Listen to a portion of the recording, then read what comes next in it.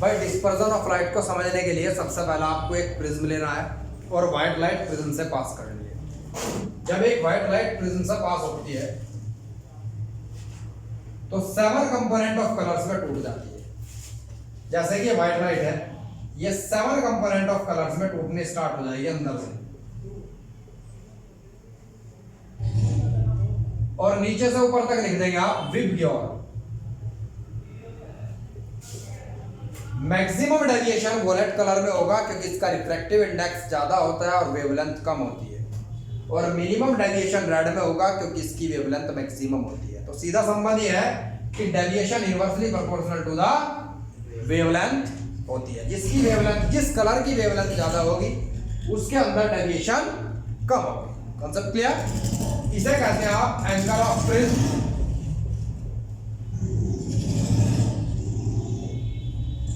ये white light थी।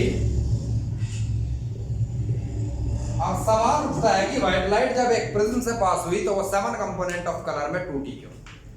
इसका आंसर सबसे सटीक ये है कि 7 कंपोनेंट ऑफ कलर्स होते हैं व्हाइट लाइट के अंदर, और सभी कलर के लिए जो प्रिज्म होता है उसका मटेरियल अलग तरह के मीडियम की तरह बिहेव करता है। मतलब प्रिज्म का जो रिफ्रैक्टिव इंडेक्स है वो रिफ्रैक्टिव इंडेक्स हर कलर के लिए अलग होता है। जब हर कलर के लिए वो रिफ्रैक्टिव इंडेक्स अलग होगा तो सभी के लिए स्पीड ऑफ लाइट अलग होगी, और स्पीड का अलग होना ही, अलग कलर के लिए अलग स्पीड होना ही 7 कंपोनेंट ऑफ कलर में व्हाइट लाइट को तोड़ देता है। मैक्सिमम स्पीड उसकी होती है जिसकी वेवलेंथ सबसे ज्यादा होगी, मतलब रेड की स्पीड सबसे ज्यादा होगी। अगर कोई आपसे पूछ ले कि सबसे पहले अंदर से बाहर कौन निकलेगी, हाँ तो रेड निकलेगी। एक तो डिस्टेंस कम चलेगी क्योंकि नैरो होता है प्रिज्म ऊपर से, दूसरा उसकी स्पीड भी ज्यादा होगी। मतलब ये सबसे बेस्ट क्वेश्चन है, हाइपोथेटिकल क्वेश्चन है, रीजनिंग वाला क्वेश्चन है और हायर ऑर्डर थिंकिंग वाला क्वेश्चन है कि अगर एक प्रिज्म से मैं व्हाइट लाइट को पास करता हूं जब वो 7 कंपोनेंट ऑफ कलर में टूट जाएगी तो सबसे पहले प्रिज्म से कौन से कलर की लाइट पास होगी? तो रेड कलर सबसे तेजी से निकलेगा। एक तो डिस्टेंस कम चलेगा क्योंकि प्रिज्म ऊपर से नैरो होता है, और दूसरा वेवलेंथ ज्यादा तो उसकी स्पीड भी ज्यादा। Concept clear? 100%? कोई दिक्कत?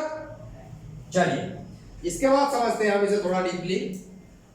जब एक व्हाइट लाइट प्रिज्म से पास होती है तो आप इस तरीके से समझेंगे इमर्जेंट रे को, इंसिडेंट रे को, सभी को।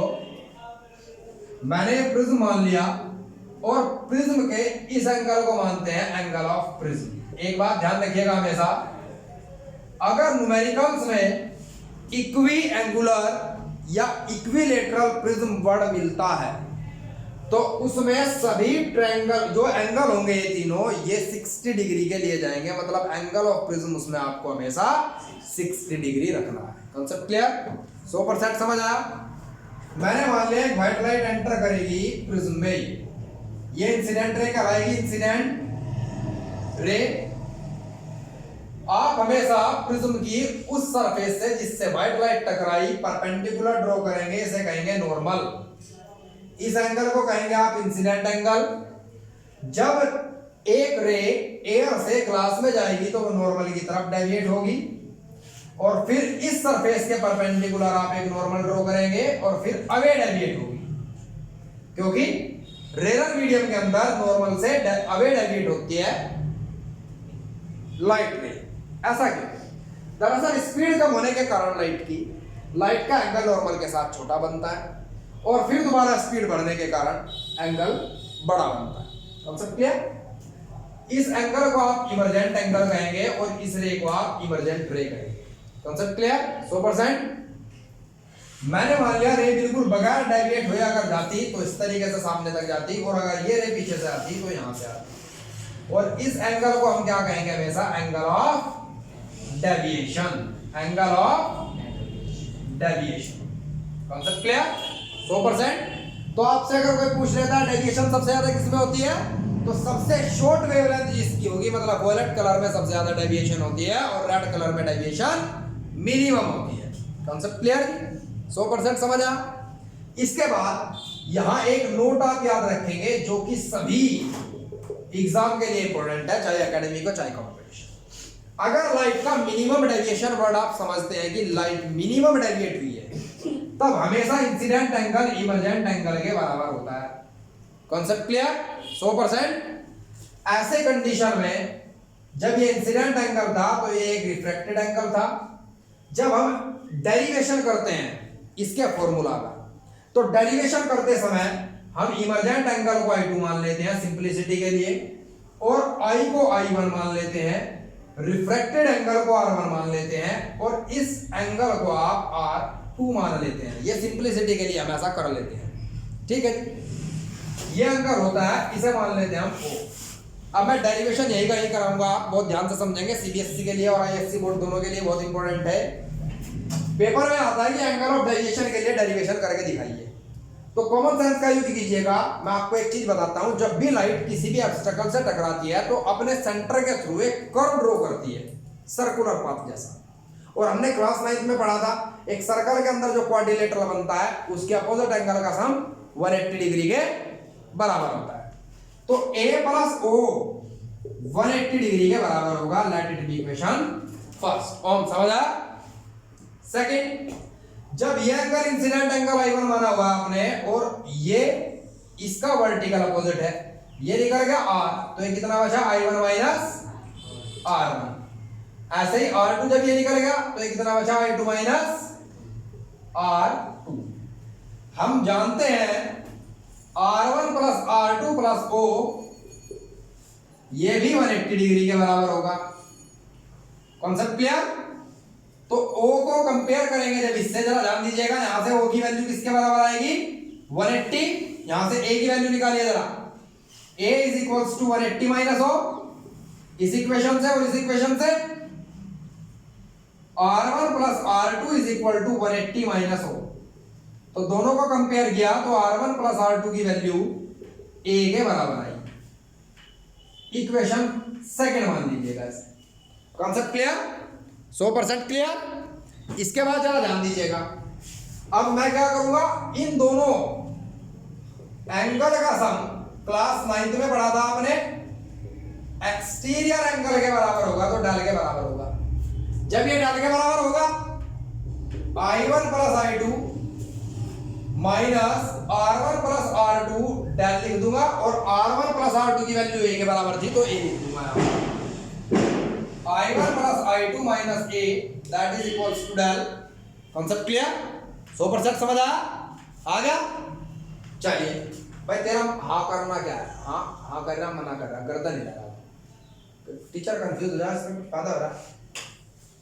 ध्यान दे, ध्यान से, अब उसे ध्यान रखिए जरा। अब हम क्या करेंगे, जरा समझो ध्यान से। Using Snell's law, Snell's law क्या था? Sine i upon sine r mu के बराबर। जब ये एंगल बहुत छोटे होते हैं तो साइन थीटा थीटा के बराबर होता है। When i and r very small, तो आप लिखेंगे आई अपॉन आर को आप म्यू लिख सकते हैं। जब आप ऐसा लिख सकते हैं तो आप क्या कहेंगे?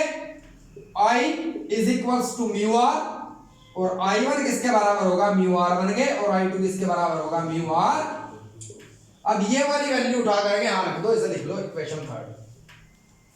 जब मैंने ये पुटिंग इन इक्वेशन थर्ड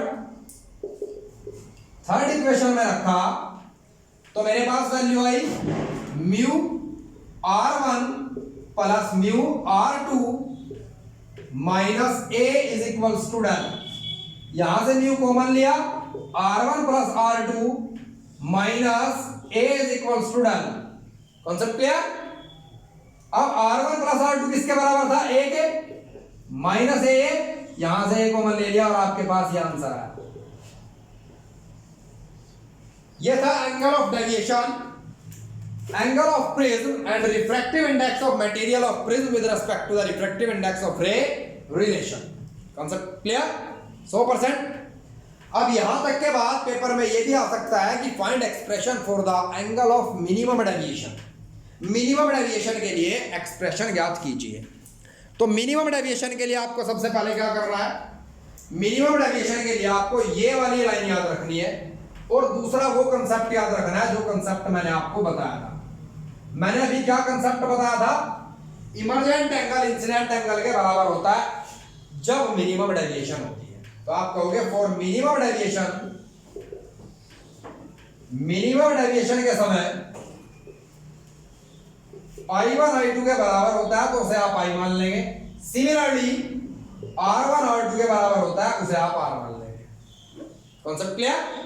जब I हो गया तो 2I, तो 2I minus A is equal to del, और डेल को आप डेल मिनिमम मान लेंगे, तो del minimum del M। Concept clear? यहां से I की वैल्यू कैलकुलेट की मैंने, del minimum plus A upon 2, और R1 प्लस R2 A के बराबर था, तो R प्लस R 2R हो जाएगा क्योंकि R1 R2 के बराबर है, और यहां से R की वैल्यू आएगी A बाय 2। तो फिर दोबारा यूजिंग स्नेल्स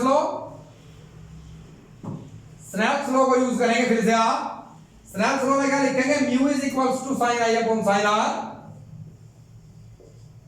और I की वैल्यू उठा करके रखेंगे sine del M plus A by 2 sine A by 2। तो minimum deviation, angle of prism और refractive index of material of prism with respect to ray, ये रिलेशन है। Concept clear? 100% समझ आ गई? अभी यहां तक करिएगा, इसके बाद न्यूमेरिकल डिस्कस किए जाएंगे।